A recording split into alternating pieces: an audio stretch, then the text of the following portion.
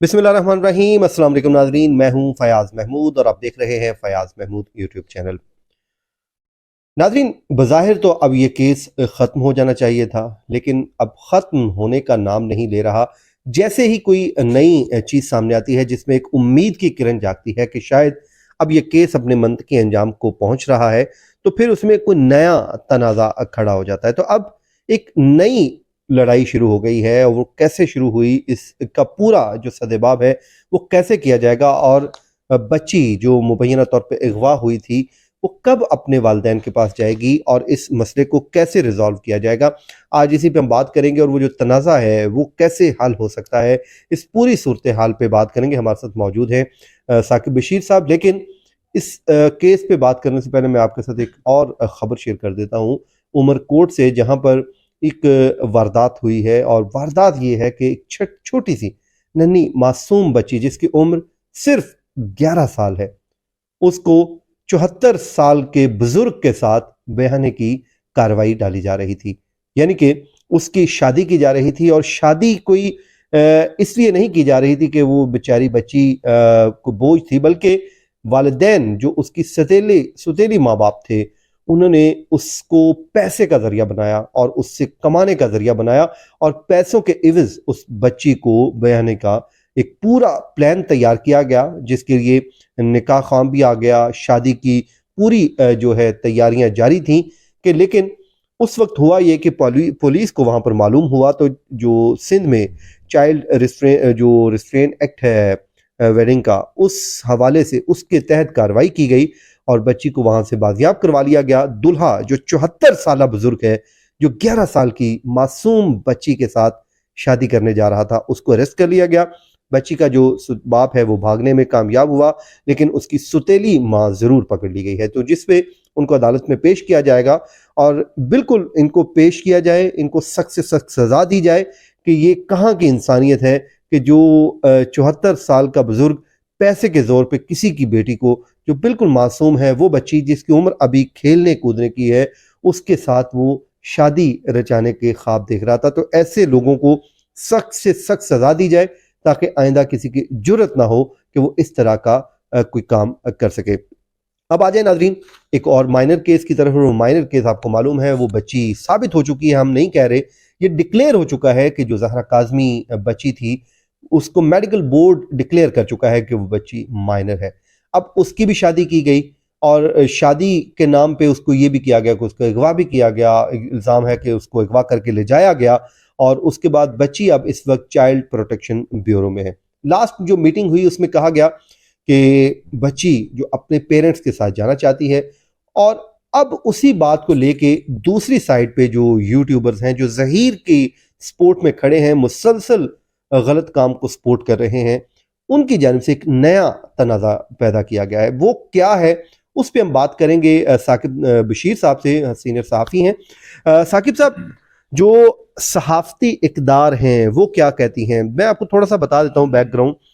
एक तरफ पे कोट किया जा रहा है कि मेहदी काज़मी और उनकी जो अहलिया हैं उनकी मुलाकात हुई, जिस पे बच्ची ने, उनके मुताबिक बच्ची ने घर जाने के लिए रजामंदी जाहिर कर दी। दूसरी एक मेडिकल रिपोर्ट को कोट किया जा रहा है कि मेडिकल रिपोर्ट ये कहती है कि बच्ची अपने घर जाना चाहती है, वो विलिंग है अपने पेरेंट्स के साथ जाने के लिए। एक साइड ये है। दूसरी साइड ये है कि जिसमें यूट्यूबर्स की जानिब से ये कहा जा रहा है कि बच्ची को पेरेंट्स ने वर्गलाने की कोशिश की, मुलाकात के दौरान जहीर के खिलाफ करने की कोशिश की गई, और उसके बाद ये झूठ फैलाया जा रहा है कि बच्ची अपने वालिदैन के साथ जाना चाह रही है। इस पूरे मामले पे अब ये सोर्सेज से बात की जा रही है, किसी को कोर्ट नहीं किया जा रहा। यहाँ पे हमारी जो सहाफती इकदार हैं वो क्या कहती हैं कि कैसे इस मामले को, तनाज़े को अब हल किया जाएगा? फयाज साहब, एक तो जिन यूट्यूबर्स जो खातून हैं या और कुछ लोग हैं जिनकी आप बात कर रहे हैं, मेरा ये ख्याल है कि वो बात करते हुए ये भूल जाते हैं कि वो जो बच्ची है वो 14 साल की है, माइनर है, कानून की नज़र में कम उम्र है। जो चाइल्ड मैरिज रजिस्ट्रेट एक्ट वो लगता है, ये सारी चीज़ें। और इसके अलावा ख़ास तौर पर मैं कहूँगा कि वो बात करते हुए ये भी भूल जाते हैं कि वो बच्ची किसी वालिद और वालद वो उसके वालदैन हैं, और उनके वालदैन के कोई जज्बात हैं, कोई एहसासात हैं, उनके साथ कोई उन्स है, कोई मोहब्बत। मतलब आप हमेशा जब भी कोई बात करते हैं तो अगर माशरती लिहाज से देखें तो आप अपनी औलाद को सामने रख के देख लें तो समझ आ जाती है कि यार अगर आपकी बच्ची आपसे कुछ देर के लिए दूर हो जाए, किसी वजह से दूर हो जाए, कोई बहला फैसला कर ले जाए, तो उसका असर कितना होता है। ये तो एक माशरती पहलू की मैं बात कर रहा हूं। आपने सहाफती पहलू की बात की, तो जिन यूट्यूबर्स खातून हो या दूसरे लोगों की आप बात कर रहे हैं, बुनियादी तौर पर वो एक प्रोपेगेंडा मशीनें हैं, इससे ज्यादा कुछ नहीं है।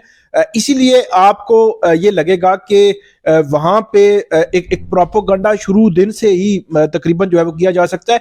वहां पे कुछ जर्नलिस्ट हैं, उनकी मैं बात नहीं कर रहा, सिर्फ जो यूट्यूबर्स हैं जो यूट्यूब की बुनियाद पे आगे चल रहे होते हैं, जिनकी कोर्ट को प्रोसीडिंग्स पता नहीं होती, किस तरह आपने किसी केस को रिपोर्ट करना है, उसमें एथिक्स क्या है, रेड लाइन क्या है, फैमिली के एहसासात को आपने कैसे मद्देनजर रखना है। तो ये जो सारी चीजें होती हैं, ये कोई भी सहाफी अगर उसको रिपोर्ट करे तो उसको मेरा ये ख्याल है कि वो ऑथेंटिक तरीके से रिपोर्ट कर सकता है, क्योंकि उसको पता है कि सहाफती जो रेड लाइंस हैं वो हैं क्या, कितनी आप रिपोर्ट कर सकते हैं और कितनी नहीं कर सकते।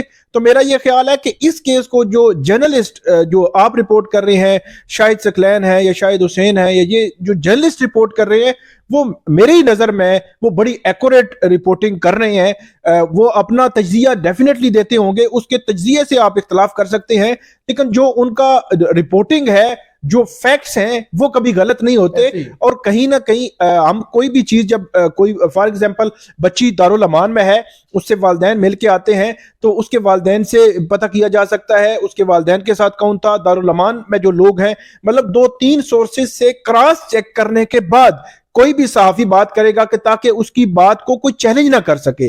तो डेफिनेटली ये एक इस पूरे केस में ये रहा है कि एक तरफ तो प्रोपेगेंडा मशीनें थी और दूसरी तरफ जर्नलिस्ट थे, सहाफी थे, जिन्होंने इस केस को रिपोर्ट किया।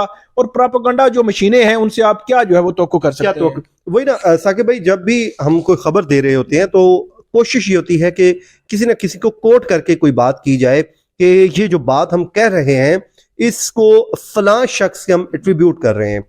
लेकिन दूसरी जानिब जो सोर्सेज से क्लेम किया जा रहा है, मुसलसल ये कहा जा रहा है कि सोर्सेज ये कह रहे हैं, तो मेरे ख्याल में हम भी सोर्सेज से खबर देते हैं समटाइम, लेकिन उसके पीछे भी हमारे पास कोई ना कोई डॉक्यूमेंट एविडेंस जरूर होता है, कोई ना कोई चीज जरूर होती है जिसको हम जाहिर अपने सोर्स को प्रोटेक्ट करने के लिए करते हैं। लेकिन जब दो चीजें आ जाएं, जब इसमें एक सोर्स आ जाए और एक किसी को कोट कर दिया जाए, तो जो पावरफुल बात होगी वो कोट जिसको किया जाएगा वही होगी। तो मेरे ख्याल में ये जो प्रोपेगेंडा है अब इसको खत्म हो जाना चाहिए, और इस बच्ची को अपने पेरेंट्स के जो उसके खूनी रिश्तेदार हैं, जो उसके खून है, मैं समझता हूं कि ये लोग वो कह रहे हैं कि वो उसके साथ सिंसियर नहीं है, जिनका खून का रिश्ता ही नहीं है, जिनको वो जानती नहीं थी बच्ची, वो कहते हैं जी हम इसके मामे लगते हैं, हम इसके बड़े खैर ख्वाह हैं।